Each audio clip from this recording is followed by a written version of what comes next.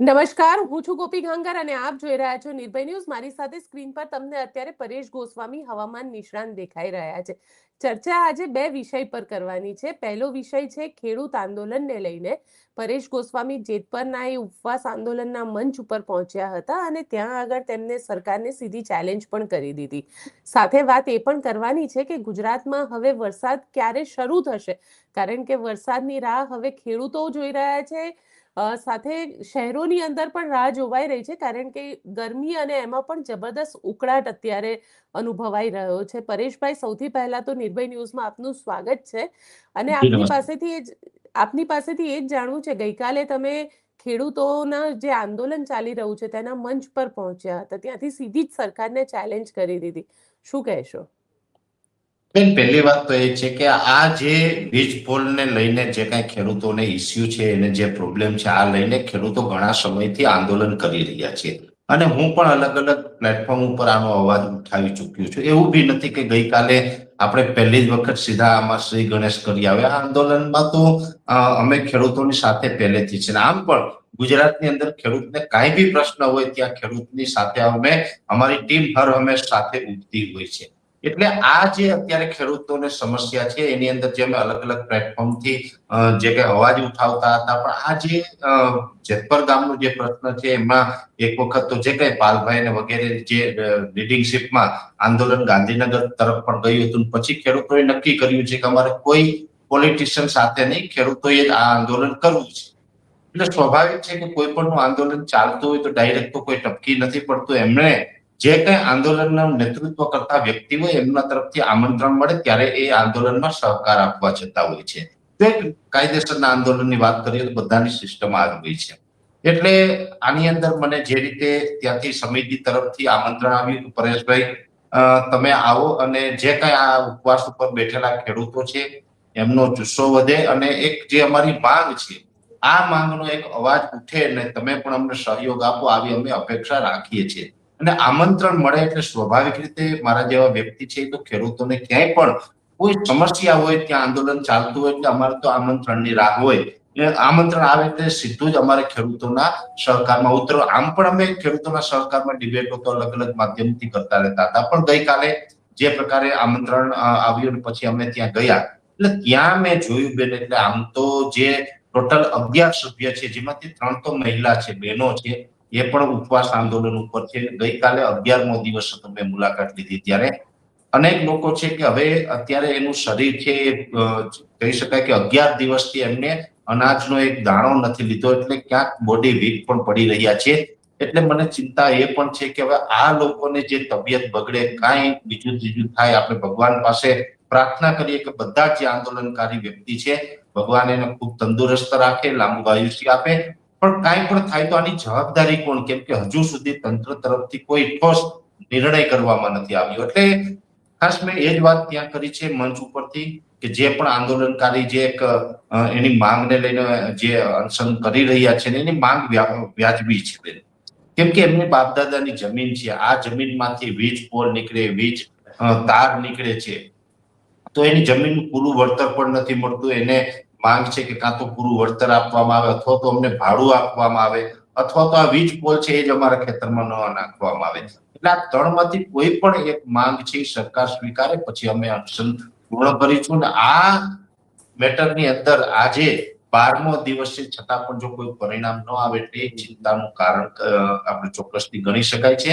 અને અત્યારે જે આ ખેડૂતો છે એ જે રીતે દમખમથી બેઠા છે, આની અંદર માત્ર જેતપરનો પ્રશ્ન નથી બેન, આવી તો હજુ ઘણી બધી લાઈનો નીકળવાની છે અને જેતપર સિવાયના અન્ય ગામો છે એ ખેડૂતોને પણ તકલીફ થવાની છે। ગઈકાલે મેં જોયું છે બેન, ગઈકાલે હું જ્યારે ત્યાં હાજર હતો લગભગ 2 થી 3 કલાક જેવો સમય, એનાથી પણ વધારે સમય મેં ત્યાં વિતાવ્યો છે ઉપવાસ છાવણીની અંદર। રાત્રે લગભગ 11:30 વાગ્યા સુધી હું ત્યાં હાજર હતો। તો એની અંદર લગભગ અલગ અલગ ઘણા જિલ્લાઓમાંથી ત્યાં ખેડૂતો છે એ ઉમટી રહ્યા છે। એ મોરબી જિલ્લાનું ગામ છે જેતપર, મોરબીથી ખૂબ નજીક લગભગ 25 કિલોમીટરને અંતરે આવેલું છે। મોરબીના જે ધારાસભ્ય છે કાંતિભાઈ અમૃતિયા, એમ ગામ છે જેતપર, અને એમના ભાઈ પણ એ ગામની અંદર ઉપવાસ છાવણીમાં મને કાલે મળ્યા, એ પણ ઉપવાસ ઉપર બેઠેલા હતા। તો આ મોરબી તાલુકાનું જેતપર ગામ છે, તો એની જગ્યાએ ત્યાં કચ્છથી પણ ખેડૂતો મને ત્યાં મળ્યા, બનાસકાંઠા સાઈડના પણ ખેડૂતો હતા, ભરૂચ જિલ્લાના ખેડૂતો પણ ઘણા બધા મને ત્યાં મળવા આવ્યા હતા. એટલે ગુજરાતભરના ખૂણે ખૂણેથી ખેડૂતો ત્યાં ઉમટી રહ્યા છે, ખેડૂતો એક થઈ રહ્યા છે.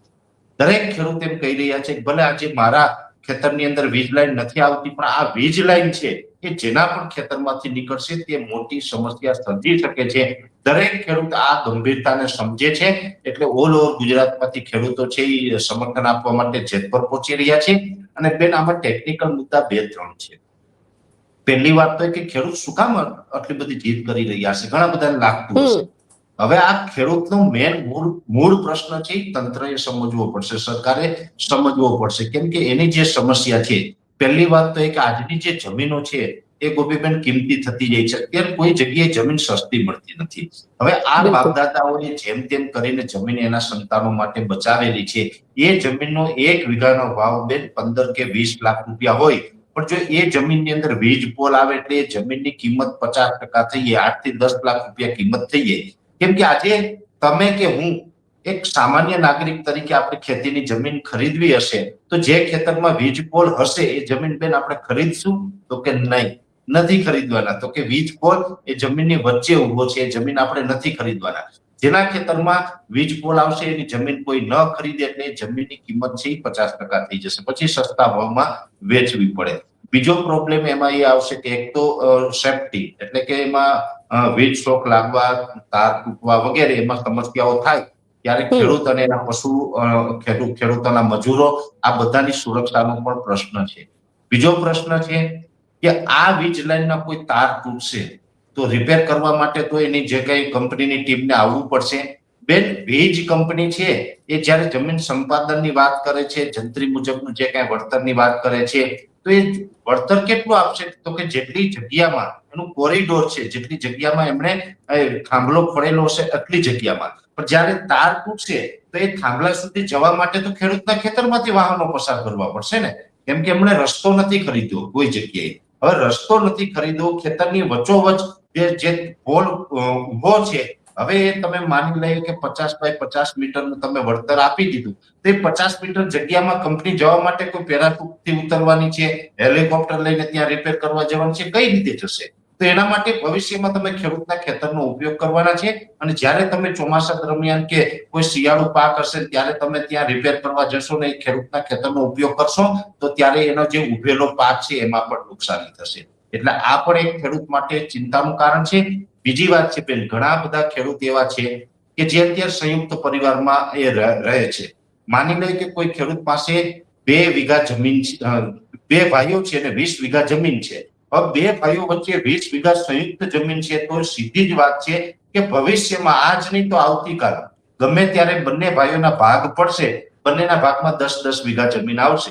હવે 10-10 વીઘા આવશે તો જે જગ્યા ઉપર પોલ ઉભો છે એ ભાગ 2 માંથી એક પણ ભાઈ લેવા માટે તૈયાર થવાના નથી. એટલે આ વીજ પોલને કારણે બંને ભાઈઓ વચ્ચે પણ ઝઘડાઓ થશે, બંને ભાઈઓ વચ્ચે પણ ક્યાંય ને ક્યાંય જમીનના ભાગમાંથી મનદુખ થશે. એટલે ખેડૂતો માટે સમસ્યા એની જમીનમાં તો પ્રોબ્લેમ છે, પણ એના પરિવાર જે આપણું સામાજિક જીવન છે એમાં પણ બંને ભાઈઓ વચ્ચે પણ આ પ્રોબ્લેમ ઉભા કરે એ પ્રકારની સ્થિતિનું નિર્માણ થયું છે અત્યારે. અને એટલા જ માટે આ ખૂબ ગંભીર મુદ્દો છે, અને આ ગંભીર મુદ્દાને સમર્થન આપવા માટે ગુજરાતના ખૂણે ખૂણેથી લોકો છે, ખેડૂતો છે, આવી રહ્યા છે. અને હું આશા રાખું કે વહેલી તકે સરકાર કંઈક નિર્ણય કરે, કંપનીને આદેશ આપે, અને જે પણ ખેડૂતોની માંગ છે એ લેખિતમાં સ્વીકારે, લેખિતમાં આપશે, ત્યાર પછી આ લોકો આંદોલન તોડશે. મેં ખૂબ એ લોકોને કાલે સમજાવી આંદોલનકારીને કે ભાઈ શરીરનું ધ્યાન રાખો, કેમ કે અમૂલ્ય જીવન છે, અને તમારી જીદ પણ સાચી છે, માંગ પણ વાજિબ છે, પણ ખાઈ પીને લડીએ. મારી ભાષામાં, મેં ખેડૂતની ભાષામાં એવું કીધું કે ખાઈ પીને લડીએ. પણ એ લોકો સરકારથી અને તંત્રથી, વીજ કંપનીથી એટલા નારાજ છે કે કોઈ પણ વગેરેના પ્રશ્નનું સમાધાન ન થાય ત્યાં સુધી એ કોઈ પણ વાતમાં એગ્રી થવા તૈયાર નથી. એટલે હવે જે જીદ ઉપર વાત છે અને જે ખેડૂતોની વાત છે એકદમ વ્યાજબી છે. તો હું તો આપના માધ્યમથી પણ વીજ કંપનીને અને તંત્રને અપીલ કરું છું, જે ખેડૂતની માંગ છે એ સ્વીકારો અને વહેલી તકે ખેડૂતોને પારણા કરાવો. પણ પરેશભાઈ, અહીંયા સવાલ એ ઊભો થઈ રહ્યો છે, તમે જેતપર ગઈકાલે સાંજે ગયા હતા, ખેડૂતો સાથે કોઈ તમારી વાતચીત થઈ છે? એમની હવે શું માંગ છે? કારણ કે સરકાર એ લોકોની વાત સાંભળવા માટે તૈયાર થઈ છે, પણ હવે ખેડૂતો જ ના પાડી રહ્યા છે. નહીં આ નહીં નહીં. બાબતે તમે કોઈ આગેવાનો સાથે ચર્ચા કરી? ચોક્કસથી બેન, ત્યાં બધા જ આગેવાનો સાથે મારે વાત થઈ છે. રાજુભાઈ અઘારા છે, હું તમને દરેક આગેવાનોના નામ પણ આપું છું. ત્યાર પછી કાળુ કાકા કરીને છે ત્યાં, ત્યાર પછી ત્યાં મેહુલભાઈ કરીને છે, એક મેહુલભાઈ અમૃતિયા છે, નિલેશભાઈ એરવાડિયા છે. આ જે તમામ આગેવાનો છે, આગેવાનો સાથે મારે ખૂબ લાંબી ચર્ચા થઈ છે. પણ એમનું કહેવાનું છે કે આ જે જેતપર સિવાયના જે અન્ય ગામો છે, દાખલા તરીકે કોંઢ ગામ હોય કે બીજા ગામો હોય, એ ગામના ખેડૂતોને પણ સરકારે ગાંધીનગર મળવા માટે બોલાવેલા હતા, પણ એની માંગ ન સ્વીકારી. એ અહીંથી ત્યાં ગયા અને પછી એની મૌખિક વાત છે એમાં એને ક્યાંક ઉલઝાવી દેવામાં આવ્યા અને એની માંગ છે એ પૂર્ણ કરવામાં ન આવી. એટલે એ ખેડૂતોનું એવું કહેવાનું થાય કે અમારી જેટલી માંગ છે એ માંગ ઉપર તમે તમામ ચર્ચા કરવા માંગતા હોય તો અમને લેખિતમાં આપો, ત્યાર પછી અમે જશું. તો સરકાર છે લેખિતમાં આપી નથી રહી, તો સ્વાભાવિક છે કે આ આંદોલનકારી છે એમને વિશ્વાસ નથી, તો નથી જઈ રહ્યા. હું તો આજે પણ કહું છું કે જે રીતે આંદોલનકારી ઉપવાસ છાવણીમાં જેટલા પણ લોકો બેઠા છે, એ આંદોલનને જે લોકો લીડ કરી રહ્યા છે, એ તમામ વતી કહું છું કે જો સરકાર એની જે માંગ છે એ સ્વીકારવાની વાત છે, જો લેખિતમાં અત્યારે આપે તો આંદોલનકારી ચોક્કસથી ટેબલ ટોક માટે તૈયાર છે.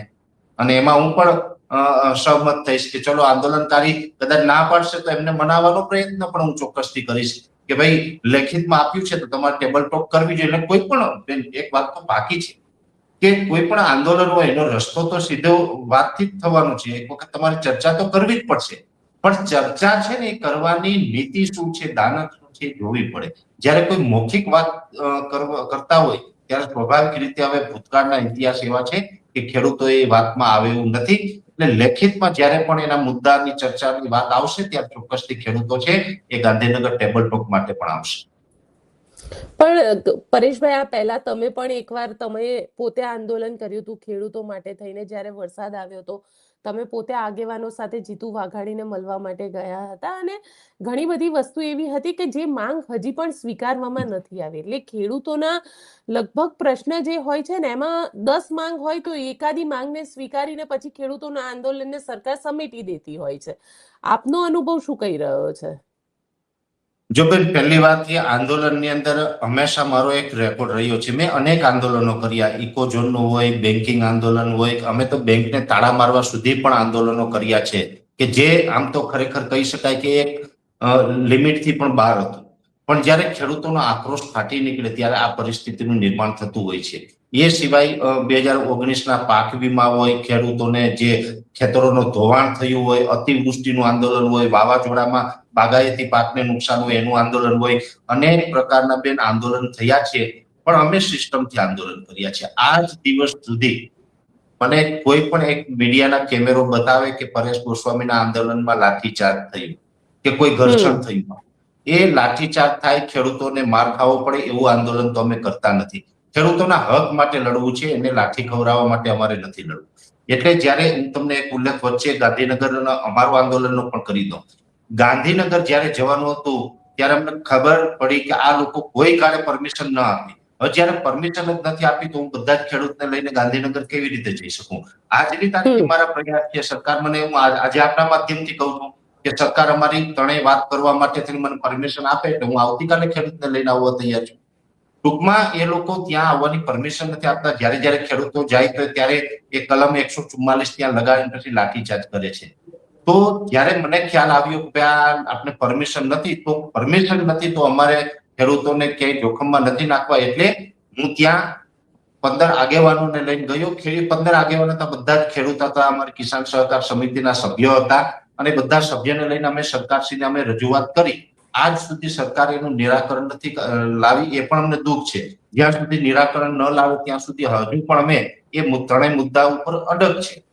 બીજી વાત એ છે કે હમણાં આ જ વીજ પોલનું આંદોલન છે, એ મને તો જે પ્રમાણે ખ્યાલ આવ્યો એ પ્રમાણે કોઈ લોકો ગયા હતા કે જેને ગાંધીનગરની પરમિશન જ ન હતી. ગાંધીનગરમાં 144 લાગેલી હતી, તો અમદાવાદ સુધી લઈને જઈએ અને અમદાવાદ પહોંચ્યા પછી ખબર પડે કે હવે ભાઈ અહીંયા તો આપણે ગાંધીનગર જઈ શકવાના નથી. એટલે ખેડૂતો નારાજ થયા. અંતે ખેડૂતોએ પોતાની રીતે મોરચો માંડવો પડ્યો.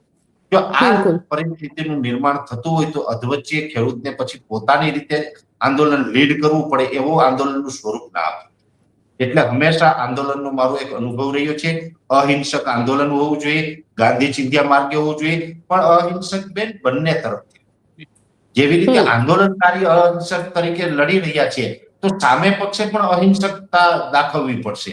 અત્યારે જે આ આંદોલનકારીઓ જે છે એ ભૂખ હડતાલ ઉપર છે, અનાજ નથી લઈ રહ્યા, તો એ પણ એના શરીરને તકલીફ પડી રહી છે તો કોના તરફથી પડી રહી છે?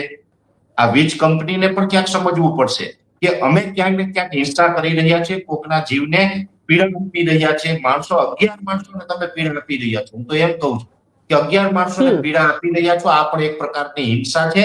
એટલે આવી હિંસા ન કરાય અને અહિંસક રીતે આના આંદોલનને સમેટવું જોઈએ. તો અહિંસક રીતે આંદોલનને સમેટવું હોય તો આજે 11 લોકો અનશન ઉપર છે એને પારણા કરાવવા પડશે. પારણા કરાવવું હોય તો શું કરવું પડશે?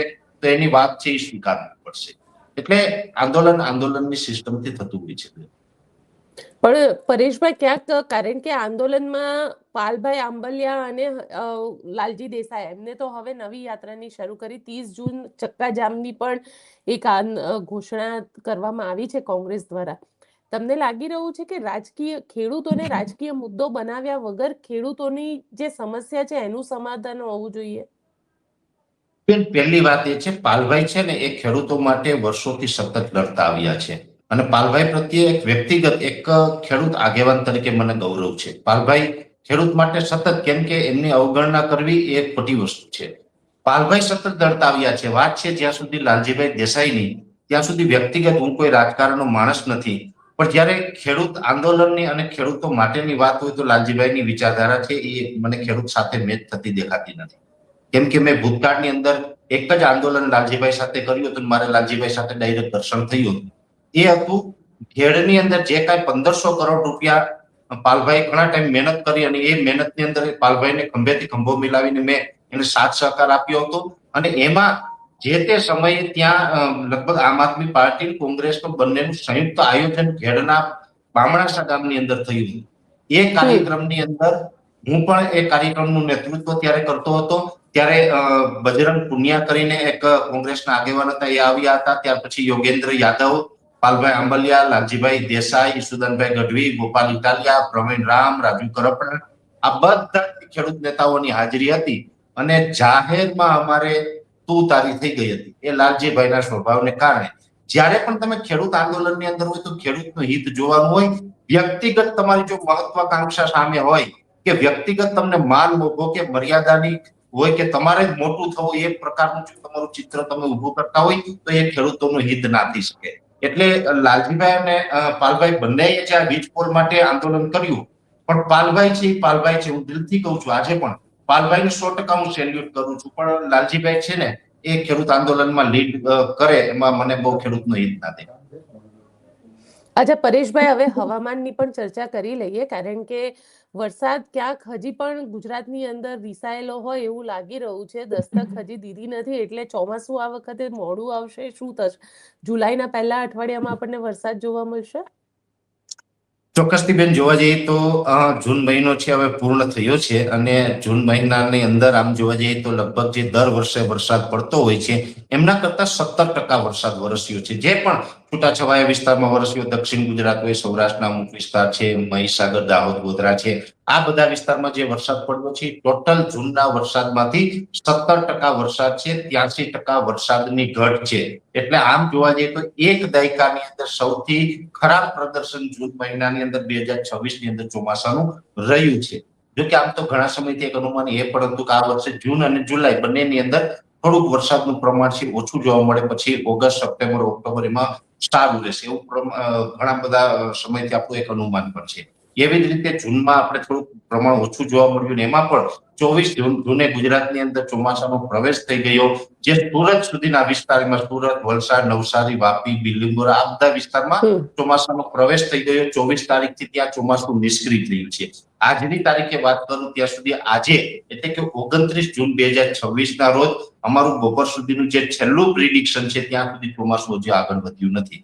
આજે જે અલગ અલગ મોડેલોના જે અમે અભ્યાસ કર્યા છે, સેટેલાઇટ અપડેટ થયા છે, એમાં પણ ચોમાસું આગળ વધ્યું નથી. પણ આજે મોડી રાતથી લઈને આવતીકાલે બપોર સુધીમાં ચોમાસું આગળ ચાલશે. એ ચોક્કસથી વિશ્વાસ છે, કેમ કે બંગાળની ખાડી અને અરબ સાગર છે એ સક્રિય થયા છે, અને આ બંને સક્રિય થયા છે એટલે ચોમાસાને વેગ પણ મળશે, અને 3 જુલાઈ સુધીમાં દક્ષિણ ગુજરાત અને સૌરાષ્ટ્રના અનેક વિસ્તારની અંદર વરસાદનું પરફોર્મન્સ સારું પણ જોવા મળશે. અને ખાસ કરીને જુલાઈ મહિનાનું પ્રથમ અઠવાડિયું હશે, એ પ્રથમ અઠવાડિયા દરમિયાન ઓલ ઓવર ગુજરાતમાં સાર્વત્રિક સારા વરસાદનો રાઉન્ડ જોવા મળે તેવી શક્યતાઓ છે. ત્યાર પછી રેગ્યુલર કન્ટિન્યુ વરસાદ છે એ રાબેતા મુજબ પડતા રહેશે. હા, એક ચોક્કસ છે કે જેવી રીતે જૂનમાં વરસાદની ઘટ આપણે અનુભવી છે, એવી રીતે જુલાઈમાં પણ દર વર્ષની સરખામણીએ વરસાદનું પ્રમાણ થોડું ઓછું રહેશે, પણ સાવ વરસાદ ન હોય એવું નથી બનવાનું. સમયાંતરે મધ્યમથી સારા વરસાદ છે કન્ટિન્યુ જોવા મળી શકે છે. બિલકુલ પરેશભાઈ, આપ અમારી સાથે જોડાયા તેના માટે આપનો ખૂબ ખૂબ આભાર.